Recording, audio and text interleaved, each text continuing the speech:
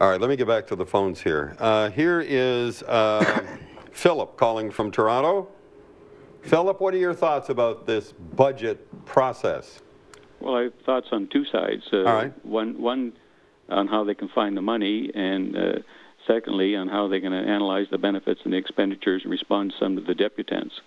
First off, the elephant in the room is that the city is a closed shop union with a lot of people working to rule. The C.D. Howe Institute did an analysis that showed that the average public servant makes 43% on a job-to-job basis to the private worker. We don't need to look very far except for the TDC to see that.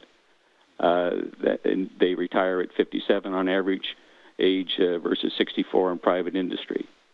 And they have the defined benefit pension programs, which are largely unfunded, 2% per year of service. You look at the police service, which you can retire at 2% defined benefit after 25 years service. So you've got 50-year-old people retiring. How do you know all these figures just off the top of your head like that? Well, they're all public. Yeah, and you have a great interest in it by the sounds of it. Well, no, I think any citizen that's should have. I'm retired with no pension and paying high taxes, so I pay attention. I don't expect anything from the city except to collect my garbage and maybe occasionally clear the snow. Yeah. So there's lots of room to find money. All this talk about gravy by Mr. Ford, I think, is nonsense, because gravy is just a thin film on the carcass, and it's a very fat carcass. So there's lots of room to find lots of money. You don't need to start people pushing your broom at TTC at $32 an hour if the minimum wage is $11 an hour. So you declare war on all the unions. Is that what you do? Well, the unions are running City Hall. Right now, Toronto is Greece.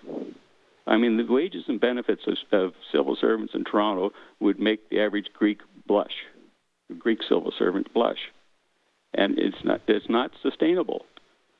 You can't increase salaries 5% a year when the inflation is 2%.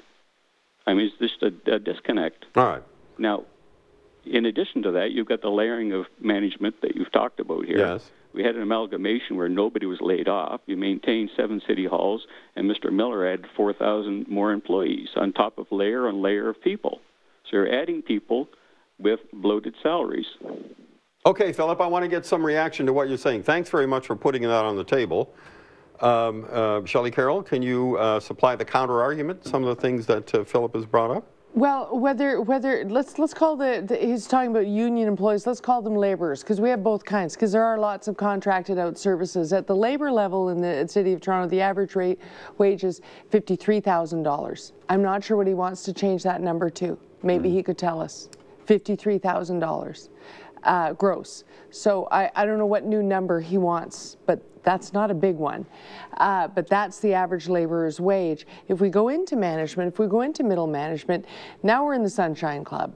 Now there's a whole layer where the average wage is about $129. And then we get to senior management, where the numbers go up to 200 plus. Right. Which one of those numbers does he want to adjust? Well, which one of those numbers are appropriate as far as you are concerned, or are they all reasonably? Well, I would submit that if we're in really hard times, if we're really Greece, and Standard & Poor's and Moody would disagree that we're there yet, I would suggest I think we'd have a long way to go before we're Greece, to be quite honest with you. But.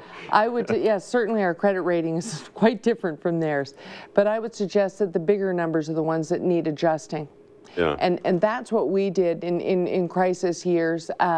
Those sets of employees took a 0%.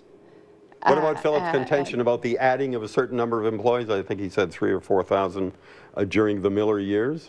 That's an absolutely true number. He's looked that up in the budget presentation. Those are a combination of bus drivers. The ridership went from 360 million rides to 503 this year, and so there are actually over 1,000 of those are bus drivers. A number of those are when we took over public health. The province came in and said we're going to pay you 75 cents on the dollar, sometimes 100 cents a dollar, but we're sending lots and lots of staff happen. You run the programs. Many of those are Ontario Works caseworkers that came in. For instance, the day the global financial crisis struck, it took a month for our caseload to go from 62,000 to 92,000. Voila, by law, 250 new caseworkers in that month had to be hired by law. So if we add them up, you'll find that within the property tax classic services, the line has stayed about the same. Certainly it's gone below as a result of this proposed budget. In downloaded services and in terms of actual population growth, every year we take on 45 million in assessment growth. Those are where the growth has happened. Okay. Let's go to Frank calling from Toronto.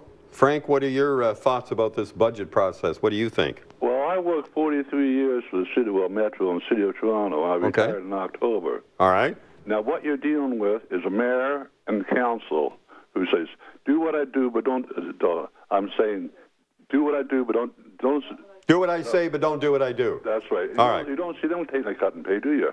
What's that? You don't see the mayor taking a cut. You don't see councils taking a cut like they're cutting everybody else.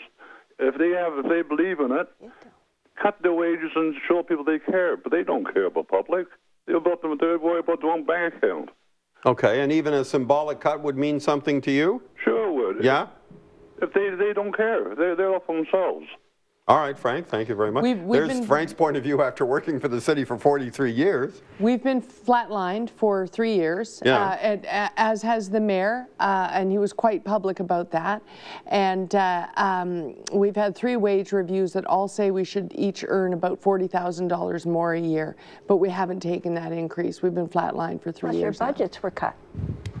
Plus, our expense budgets were cut by our expense budgets were cut by 40% when this current mayor took hold, and so there are things that that's appropriate. That I just hand my staff most my of you when you campaigned said most of you when you campaigned said that office budget should be cut. So. 40% in 1 year has been very difficult. Community groups that I used to help out, here's a couple $100 for you to create your flyer and generate interest in your event. I've had to say no to a lot of those. But a gradual decrease would have been better. But what it also means is not only have you flatlined your wage, but sometimes when you're having that community event, you hand your visa to your staff and say, run and get the stuff. And it just comes out of your own pocket. Yeah. Yeah, like teachers these days, I'm afraid. Like teachers, yeah, it's a lot like being a teacher. Maybe the... And do you know, Dale, maybe that's the point. There are a lot of public workers that are just dipping into their own pocket over and over and over again, and we're not having the conversation that George is suggesting. Let's really look at how do you really support and sustain a service? How does he really look at what he's getting in Toronto compared with the rest of Ontario in terms of those programs?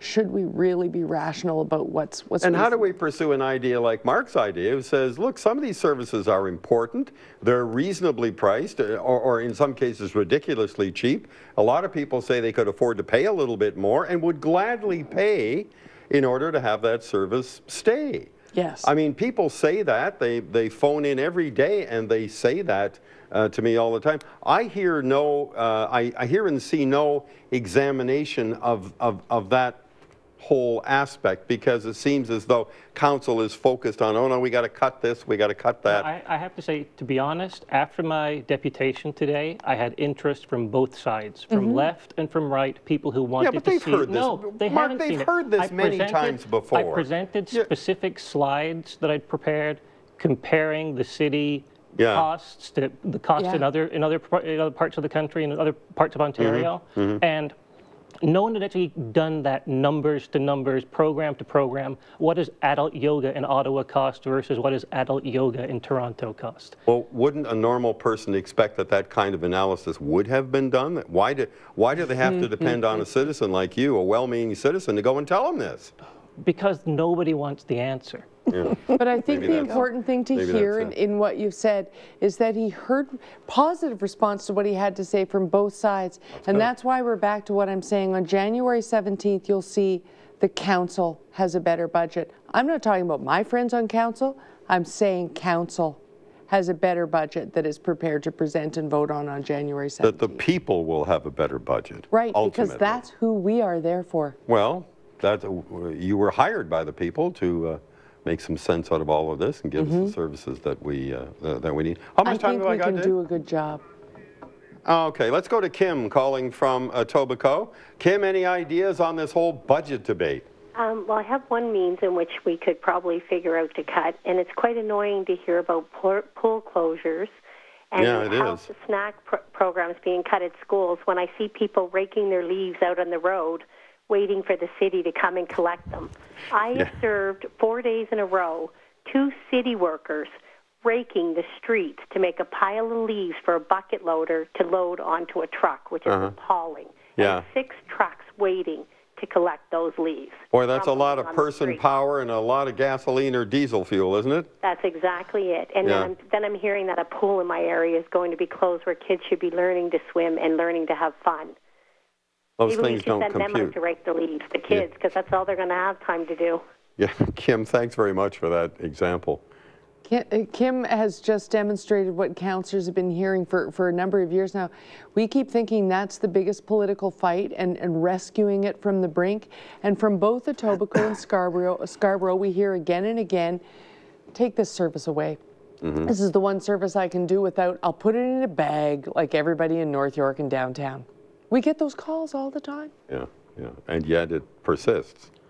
And yet people think it's a political make or break. I think that's what we're starting to hear. People are starting to say, wait a second. Well, that's at least the part of this process that is valuable. All of these things get trotted out in the public eye, and we all get to have a look at them and have our own opinions about it. I don't think there's been this kind of public examination into quite this detail, do you think? I mean, I know you ran your own budget process back in your day, but this one is really, for one thing, it seems as though it's gone on a whole lot longer. That would be fair to say, wouldn't it? And this may be the one benefit of doing the ideological controversy-based budget. I had one year where the following day after the launch of the balanced budget, we were on page 6, and a councillor dropped by my office to offer condolences that I didn't get coverage, and I said, that's a good budget. Well, that's a...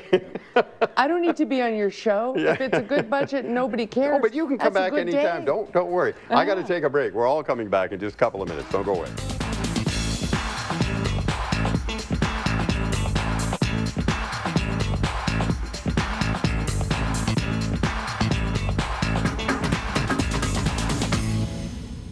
Discover how your municipal tax dollars will be spent in 2012. Watch streaming video of the City of Toronto's Budget Committee meetings online at rogerstv.com. December 2nd, December 5th through the 9th, and December 13th, beginning at 9:30 a.m.